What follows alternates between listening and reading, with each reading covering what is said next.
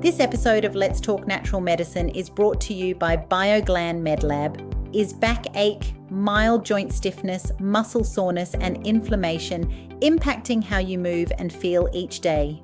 BioGlan MedLab Clinical Pain Relief is a triple action formula combining clinically researched term extra turmeric to relieve muscle pain and soreness after exercise, Boswellia apris flex to relieve mild joint pain, inflammation and stiffness, and eucommia bark traditionally used in Chinese medicine to relieve muscle ache and pain, with benefits reported from as little as 5 days. Try BioGlan MedLab Clinical Pain Relief and feel the difference. Learn more at bioglanmedlab.com.au. Always read the label and follow the directions for use. Hello, everyone. Welcome to Let's Talk Natural Medicine, the Legend series. Today, I have the absolute pleasure of sitting down with one of our true legends. Her name is Anthia Koullouros. She has been an ATMS member for over 30 years, dedicated 3 decades to being a naturopath, a herbalist, and a homoeopath. She is going to be able to show a reflection of her depth and consistency and passion for the profession over this interview. So welcome to the program, Anthia. Thank you, Annie. It's a real privilege to be asked. So I really, really have been excited to share today. Well, let's start sharing. Take us back to the beginning. What drew you to the practice of naturopathy and herbal medicine, particularly? Well, I don't know if you remember a book called How to Get Well by Paavo Areola. It was published in 1971, and he was a naturopathic physician in Northern Europe. And my mum and dad had this book on their bookshelf amongst the encyclopedia books. You remember the Britannia's encyclopedia? I do. So on their bookshelf was this little brown book. I was 11 or 12 at the time, and I used to, rummage through the encyclopedias because that was the way we learnt in the 80s, the early 80s. And so here's this book that popped out, How to Get Well, and it's like a very core foundational naturopathy book, A to Z of health conditions. All about activating nuts and fermenting foods and dry brushing and saunas, and I was just so taken by it. But to give more context, I'm Greek Cypriot. My parents came here, dad when he was 11, mum when she was 17, and we were raised growing gardens and eating foods from the garden, a very Mediterranean lifestyle. So I was already embedded in that. And then pops out this book on natural therapies and natural medicine. And I thought, that's it. That's me. That's what I want to do and be. I didn't know what that meant business-wise, but I just thought, that's me. Incredible. What an early foundation. I love that. It's just like you just grew it. You knew your essence right from the beginning, and it was probably a natural fit, if you'd like, from that kind of background. And then when you then chose, so you just did it straight out, you didn't have a profession before then, you were just 100% assured. So you started with naturopathy? Started with naturopathy. At the time, we had a family friend who was a very well-known naturopath in the eastern suburbs of Sydney, and coincidentally, and I asked her for some work as well while I was studying naturopathy at the Australasian College of Natural Therapies, and that's when I graduated in 1994. So so some people don't believe that I've been practicing for this long, but I have been. And so that's when that journey began, and we had 14 graduates at the time, and I think I was only a handful of people still practicing years later from that. Yeah. And what do you think is that secret to that longevity then? If you actually you do look back and go, gee, not as many people stayed in the profession. Yeah, I think I got early on, first of all, that I loved it. I fully embodied it. I felt like I was just born into it. And also I was very lucky to be mentored by a naturopath at the time who was running a very successful business. So I was her assistant. So being mentored by a legend herself Yeah. And she taught me the art of running a business and how to be a practitioner and how to meet people. And then I just took that and evolved from that. And it was just a natural fit for me. I love being of that service, and I love meeting people where they're at and taking them on that journey of health and Mm. healing. I Mm, love that value of, I'm sorry, I have to chop that little bit, little bells ringing. mm. Um, just refresh.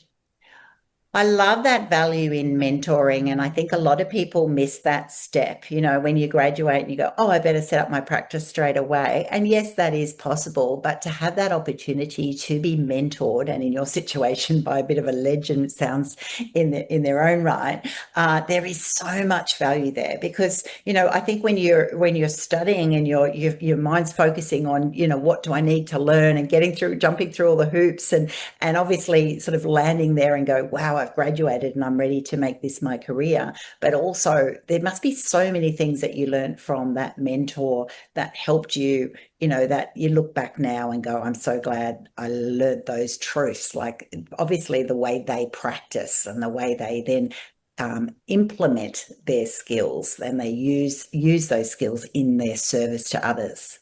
Yeah, I think it's essential. I see a lot of students who come out and try and don't stick around for long enough because I think the running of the business is difficult. There is this idea that I'll come out and I'll just have 20 patients a week, and Mm, I think that's another skill to be learned. I think mm. seeing day to day how a clinic runs and also real life patients, which is very different to student clinic. Yes. Real life patients are coming in with their entire world in front of you. And as holistic practitioners, we put the patient, we hope, this is what naturopaths are doing, we put the patient back into context of their environment because they're an expression of the Mm. environment that they're living in. Work life, family life, relationships, what they choose to eat, how they eat and sleep, all of those things. So I learned a lot of through being mentored of what I want to do, what I don't want to do as a practitioner.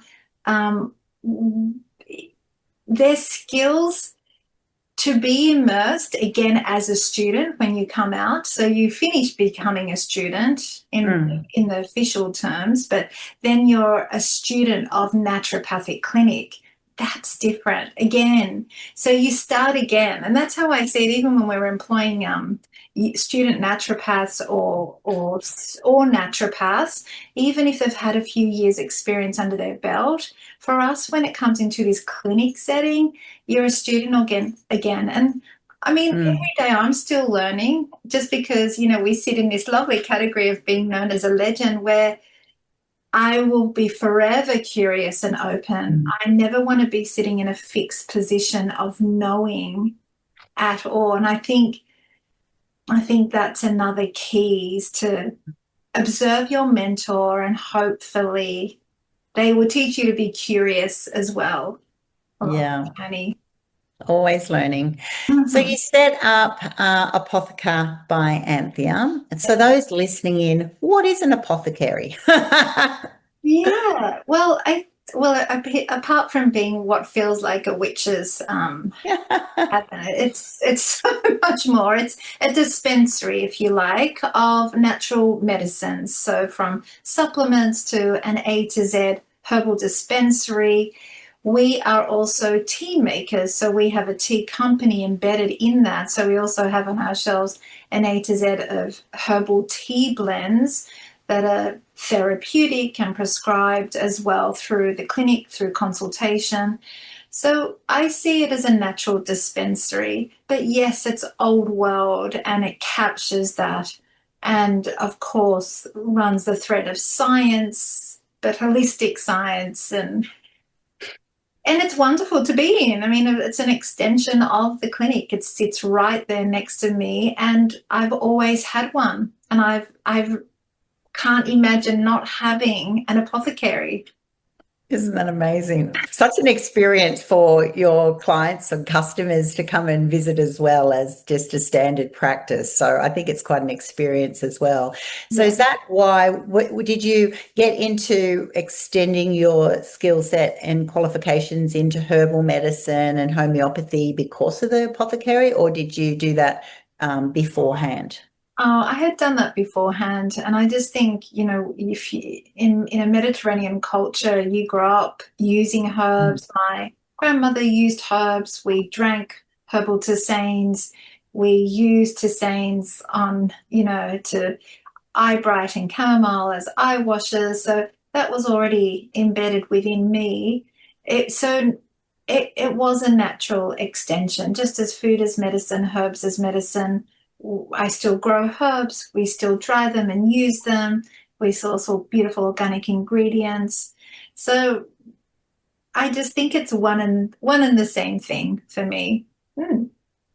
How have you noticed the Australian consumers change over that time? You know, for you, it was just a natural, organic sort of journey because you grew up sort of in that space as well. But most Aussies didn't.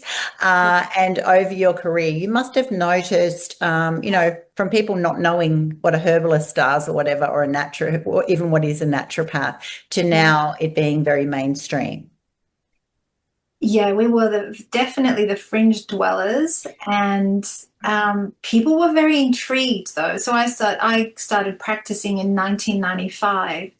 Um, and my mentor had this beautiful apothecary and shop as well, sitting in the eastern suburbs. So it attracted people. There was a lot of theatre to that, as well as Mm. people seeking a more complementary alternative support system.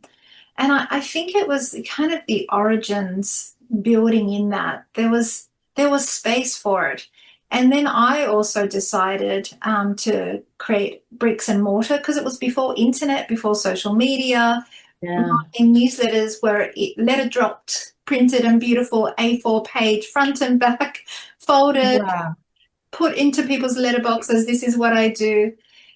So I, in 2004, opened up an organic lifestyle stall and apothecary in Paddington, which is very beautiful and nostalgic and historical, and a beautiful Paddington corner in Sydney.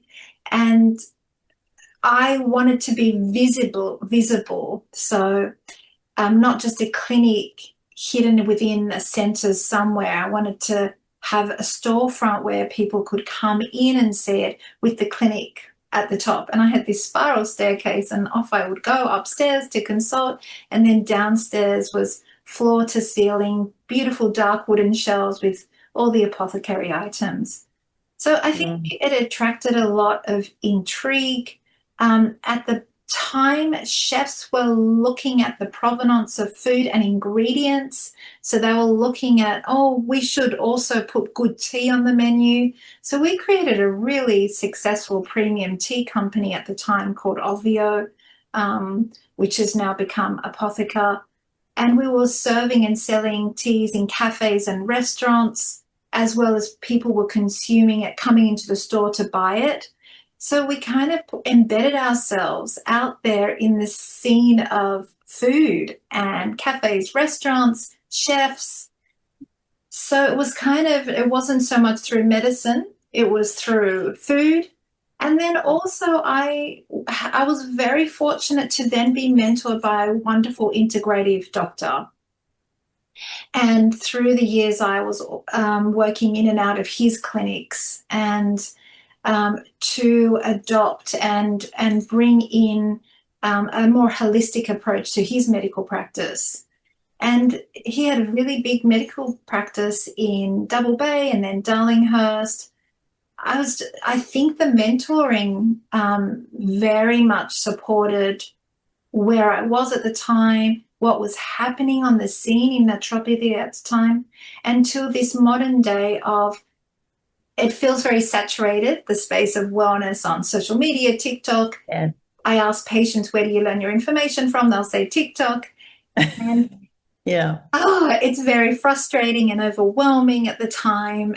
when I hear this, for me as a practitioner, because you're constantly these days debunking a lot of myths, it's very confronting and overwhelming for patients who are constantly bombarded with they need to better their lives, or their lives are wrong and they need to be doing better in health and healing. So it's obviously changed a lot to this analog world of naturopathy, health and healing, to a digital world where everyone has the information very easily accessible. But along with that came modernity and stress and technology and fast-paced living, and people so overwhelmed that you're basically untangling and helping them unlearn and debunk and come back to themselves. So from origins to saturation to unfolding again. That's exactly the journey of how I feel as a consumer. It's gone from, I didn't really know anything about natural medicines to, now then realizing, they're allied health practitioners, complementary medicine. I can see that skill. And then now if I look at my Instagram, for example, it's suddenly like, drink this tea and lose 10 kilos in the next 2 weeks, or this or that. Like, it's just so much crazy information. And as the consumer, it is overwhelming. But I love that way that you did say it. So it must be really frustrating as a practitioner, because there's that struggle now to undo all that misinformation. And there also must be that constant tension between being a healer and also running a business. So in one way, people come into your business and you want them to then not just pick a herb or something because they saw it on Instagram or TikTok, but sort of have that consult, and then also be able to have the depth of your professional skills as well. Like, that must be just a constant tension for a modern practitioner. I think it is. And at the same time, I feel very honored that people realize, particularly with chronic persistent symptoms and illness, that just doesn't go away, because there's no amount of quick fixes that's going to address chronicity of symptoms. So that's where they do seek experts like us who have been in the field for a long time and can sit with that individual and help them unpack that and help them really get close to underlying causes, contributing factors, the why of why they may be feeling the way they're feeling, and also to help them understand that healing isn't linear, that you might take a few steps forward, you might take a few steps back. One day you might feel wonderful, the next you might not be. And it's because that is what happens with healing. There is an unfolding that occurs. And so I think it's a re-education as well for the consumer about what is healing, what does it look like, and also what has changed immensely, because we know consumers don't have capacity, energy, clarity, stress, actual time and space, that we need to, as practitioners, do a bit of first aid, create some energy, create some clarity before we do the deeper work. I feel gone are the days where we'll be like, let's address the underlying causes. Yeah. To be a certain amount of first aid that comes in, which I call it first aid, which is let's create some capacity first and foremost, because otherwise it becomes this huge laundry list or another checklist of things that the practitioner is giving the patient, and they're like, oh, it's too much. Then we become too much. Yeah. I think that is that's a real problem of modern day life. It's like, well, I'm already saturated and I'm going to you, but I don't want more things to do. So I relate to that. And then also, I think you tapped into that too of, it might be that people expect some quick wins as well. I think if I look back, 10 or 15 years ago, if I went to a practitioner and they said, it's going to take some time, but we're going to work through and you're going to get there. You kind of go, oh, okay. Whereas now people go, oh no, I want a quick, it's almost like you've got to alternate the quick wins and then be on a program. And then, do you know what I mean? So I think, do you find that modern consumers just more harder to sort of tap into do a deeper journey, and are they harder to stay with you because people sort of shop around and don't stick with things as much as well? So it's a real testament to you as a legend to have this 30-year career, because obviously you've had that stickability with your clients, which is a Yeah. good sign you're doing the right thing. Thank you. I think, yes. You know what it is? I think if you can build a relationship with your patient's consumer that feels like you're really met with that individual, that there is some type of chemistry that works between you and an understanding that I'm for you on this journey, and the nature of health and healing isn't so linear. So be mindful of that. You've been living in this environment and this expression for a long time, and usually by the time they've come to see me, they've tried all the quick fixes. Yeah. That's the other thing, is they've tried them, they've not worked. They know and sense there's more to this. They're open and curious. Sometimes I feel like maybe my patients are vetted by other patients who have had success with me. And so that makes it easier. They're not coming cold. They know what I'm about. I talk enough about it. I too have a podcast. I write all the time on Substack. The more patients you see, the more they talk. I'm forever present in this space. So I think they get to know what I'm about and whether they've vetted me before they come. And for those who come along and think, oh, maybe not, they end up turning up a year later anyway, which is good. It just means that maybe they're not quite ready to look at some of this stuff. Yes, exactly. And I think that, you're tried and tested. And when you've got that bank of people who can already, by word of mouth, show that you practice what you preach and they get the results, and that it's likely that if your friend or colleague got results, they would also get results. A fantastic example of a successful business. What role do rituals and consistency of those rituals play in healing, do you think?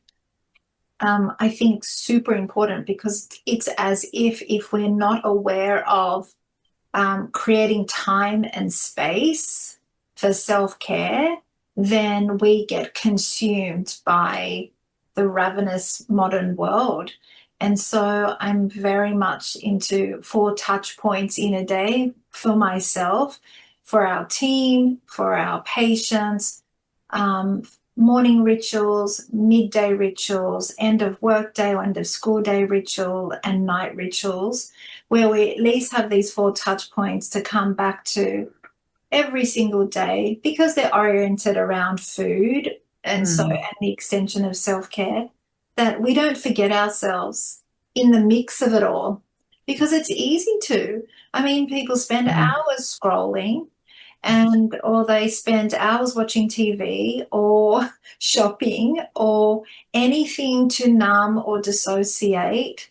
And that's why I like looking at everything through the lens of the nervous system. So when along comes polyvagal, Peter Levine's trauma work, Gabor Mate's work, and often people will say to me, oh, you sound like a psychologist. I'm definitely not, and I will refer on if that deeper work is required. But how can I not know that work if I'm practicing as a naturopath? Because that governs the choices that people are making, whether they're in a state of fight, flight, freeze state, fawn state, regulated state. That awareness, because people are stressed, that awareness is really probably the most important step for me to understand about an individual. So rituals help create that without bypassing, because we know about spiritual bypassing and wellness bypassing, where people aren't addressing what needs to be addressed and they're sitting on the surface of health and healing. Rituals as reminders of what we are in this natural or artificial setting, and lens of the nervous system. You've mentioned that you've worked alongside doctors. You're very aware of psychology, but not a psychologist. How important it is for you as a long-term practitioner to be integrated with other healthcare practitioners on a day-to-day basis? Super important. Every day we say to our patients, we want to work with your doctor. Don't hide us, compartmentalize us in a box somewhere. Or I haven't told my doctor about you. I haven't told him I'm doing this or taking this. I constantly suggest that they do. And the reason being, and I think that doesn't help naturopathy evolve or natural medicine evolve if we're sitting in a box separate to the rest of the world. We don't then influence the current system of medicine if we're compartmentalized somewhere else, sitting on a shelf somewhere else. So I love writing letters to their doctors. I don't care if they do eyeball rolls or dismiss me. It's not about me, it's about the patient. And I think that's one of the issues of modern health and healing and modern medicine is fragmentation. It is if there's enough science to show, it's one of the barriers of healing for individuals, is a patient feeling fragmented system-wise. So they see different specialists.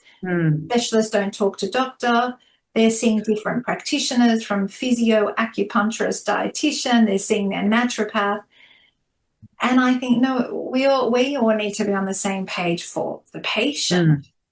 That is an important step of healing. 100%. I mean, the patient would just go, who's actually managing me? I totally understand that.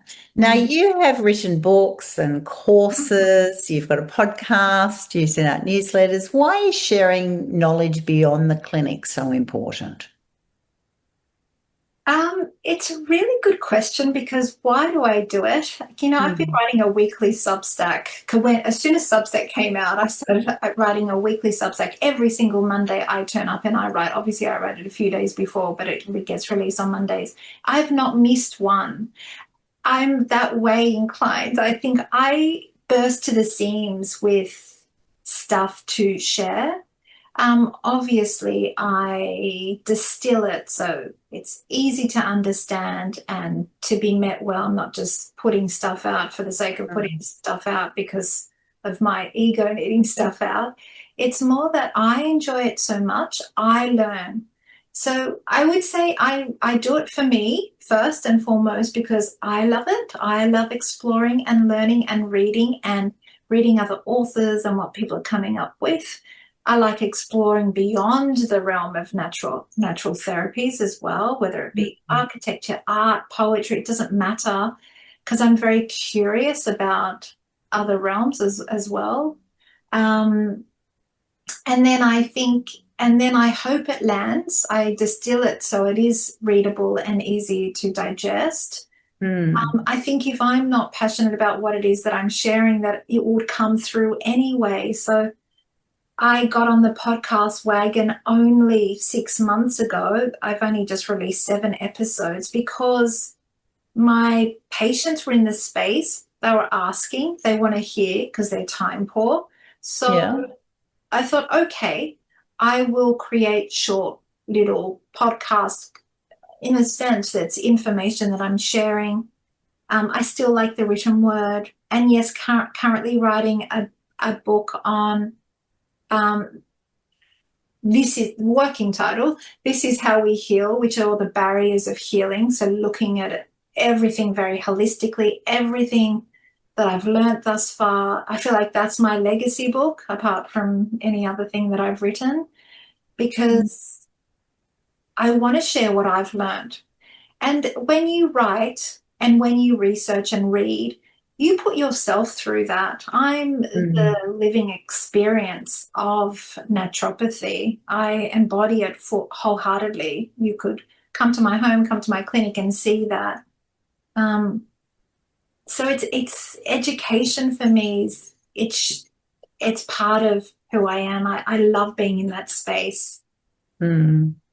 I love that too. And I think that helps people build that trust over time. You know, often people in business go, what one point led you to Anthea, for example? And it's kind of like going, oh, I just have listened to her podcast, or I've read, you know, sometimes it's so many touch points of something that someone connects with and they start following you, and then it's over a period of time. So it is a big factor of building trust over time, building awareness of not just what you offer, but who you are. And I think more and more people are looking for that authenticity, that personal connection, as well as the professional, you know. So do you find that people go, I'm coming because you are professional and Anthea, rather than just one or the other?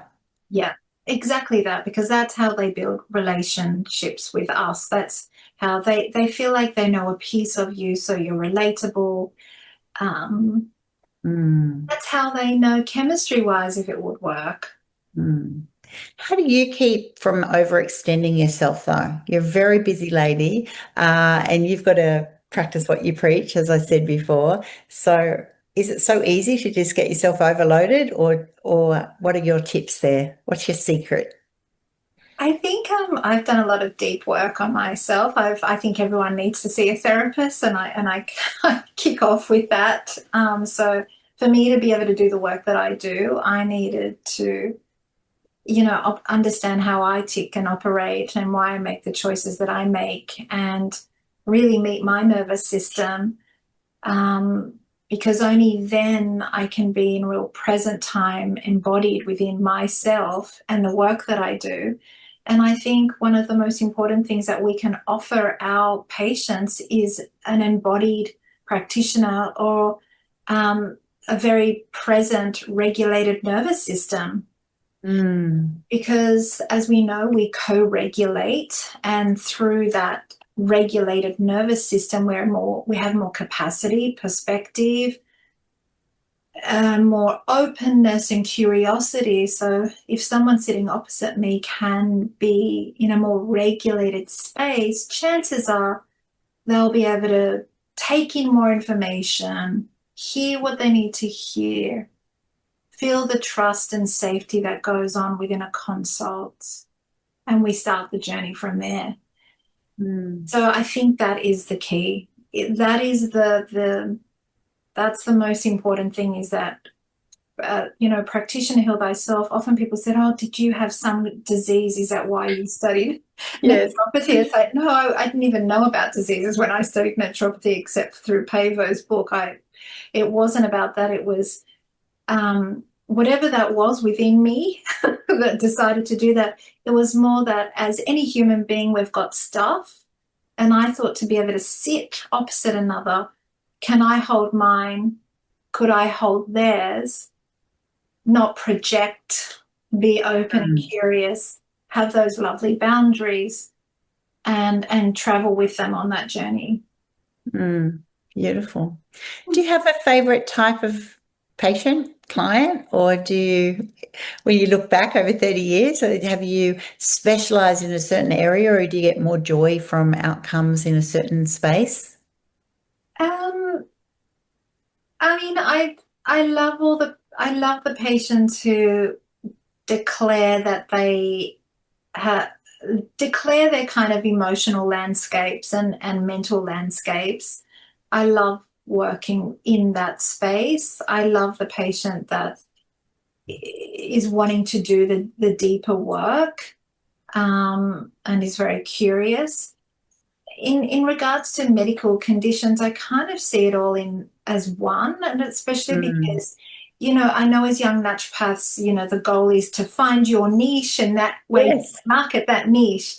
And over the years, I started seeing that's what naturopaths were doing, and I thought, what am I doing? What do I need to do? And it used to stress me out for a long period, and the young naturopaths would like look at me and be, how ridiculous, you've already got an established practice. And I thought, but what is my niche? And I think as I've evolved and grown, it's just chronic, ongoing, persistent symptoms. That's what it is.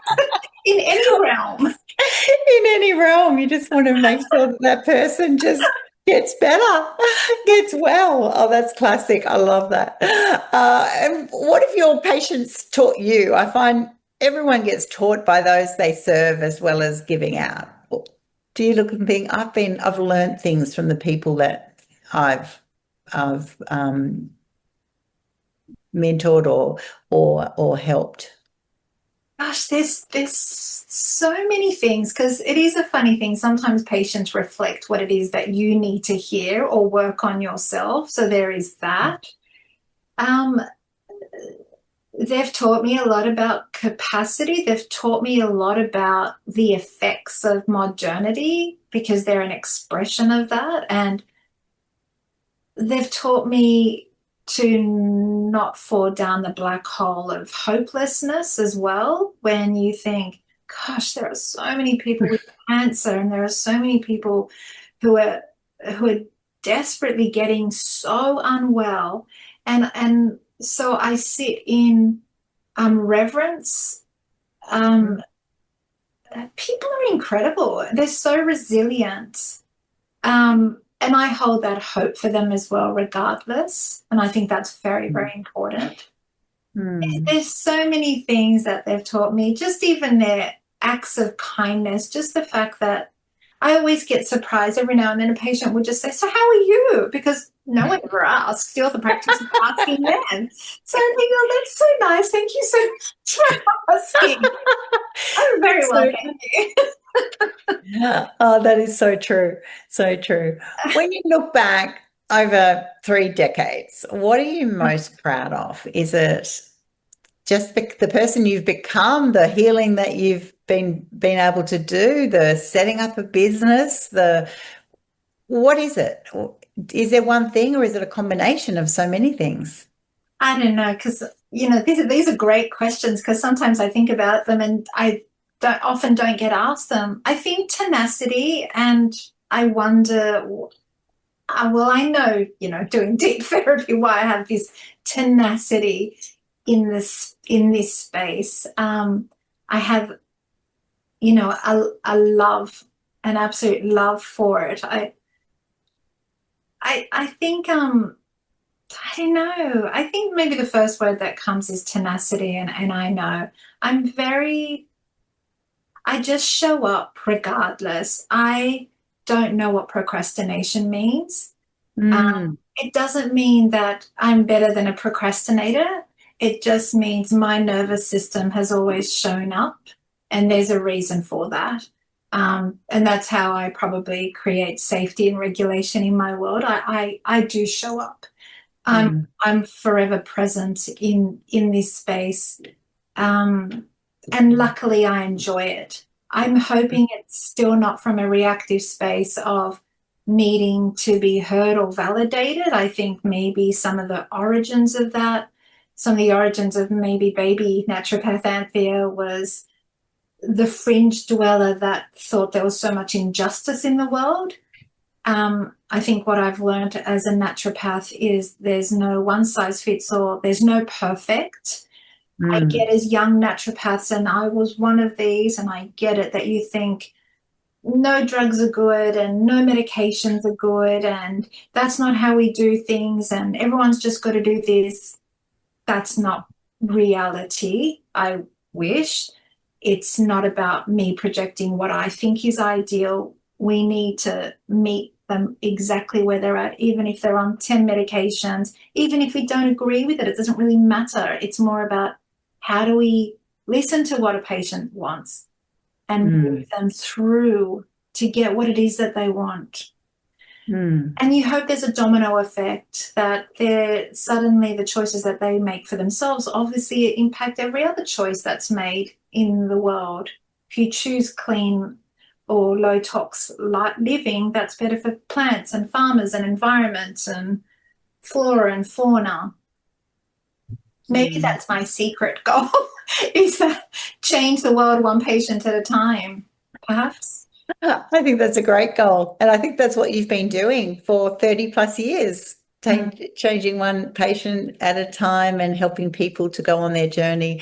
And I love that reflection, Anthea, that's right. Like, when, if you look back when you're 20 and one, idealistic and very passionate, and yes, all those things are really true. But what's come across over this interview is just that depth and grounding and realistic. And if you're going to be integrated with other professionals and even the patients going to have will definitely, rightfully so, have their views on medications they'll have, supplements they'll have, other ways of choosing to live their life. And I think that summary of what do you want to be known for or proud of is just when you said just showing up consistently. I think that's definitely why you have been so successful. So what does staying healthy mean to you now? For me, is continually doing the deeper work to understand why and how I operate the way that I do. It is being in I love the word embodied ecology. So yes, I'm an expression of the environment that I'm in, making healthy choices that are not just good for me, good for all. Of course, all the things, eating organic and whole foods and preparing well, that's a given, that is my foundations, and sleeping and hydrating, and all those wonderful things, and love and kindness and reverence. I think staying healthy is about being open and curious, because I think you brought home a really good point to me, and thank you for seeing that. If I wasn't so integrative, I don't think I'd have longevity in my career. I'd be sitting on a shelf in the corner in my own little bubble, speaking to, yes, perhaps like-minded people, but they're not the ones so much needing the help and support. It's the people who have fallen through the gaps, who have long forgotten their way. They're the people. I'm in the mix of things. Sure, would it be nice to go and live in Byron Bay and be around it all? No offense to those who live there, of course, but I feel like perhaps I want to be more in the thick of things here in modernity and stress, and because I feel like I can cut through that and see that. I know that's something really important in staying healthy. So true. And just to finish up, what's your favourite tea, Anthea? You're asking a tea lady who makes tea, has a tea company. I will start my day with an English breakfast. Then I will move on to a chai, and I try then to limit caffeine. But probably my Shine, our lemon and ginger, sweet lemon and ginger tisane, it was the first in the marketplace, and we had this natural sweetness. It was just not lemongrass and ginger. So it's been our biggest selling tisane since 2004. So a long time. Wow. And then ruby, which is juniper, hibiscus, rose hip, rose petal, kind of a red ruby. Wow. Tea that I turned iced. There you go, everybody. It's hard to choose between all of your children, I know. And there you go. For all of our listeners, Anthia Koullouros has just given you her top tips from the Tea Queen. So you definitely want to tap in there. And I definitely want to come and visit your apothecary. And I'm in Sydney, so there's no excuse. I will definitely be coming your way. Thank you so much for sharing just a glimpse into your career journey. It's been truly amazing, and I've enjoyed just listening to you share and just to I can feel your heart beat and passion and purpose and just true desire to help others through your craft. So thank you for sharing that with us today. You dearest Annie, they were beautiful questions and conversation. Thank you. And for those listening in, thank you so much. I love you showing up for all of our episodes. We will have another legend very, very soon for you. And if you haven't yet joined Friends of Natural Medicine, jump on to atms.com.au, click on Friends. It's free to join. And then you'll receive, obviously, links to all of our podcasts, but you'll also get recipes from a celebrity chef. You'll also get some blogs from our accredited practitioners and so much more. So jump online, atms.com.au, click on Friends, or just scan the QR code if you're watching us on video. Till then, stay naturally well. This episode is sponsored by BioGland MedLab. Backache, mild joint stiffness, muscle soreness, and inflammation impacting how you move and feel each day. Try BioGland MedLab Clinical Pain Relief, a triple action formula with clinically researched term extra turmeric and Apris Flex Boswellia to help relieve mild joint pain and reduce inflammation, with benefits reported from as little as 5 days. Get back to doing the things you love. Learn more at bioglandmedlab.com.au. Always read the label and follow the directions for use.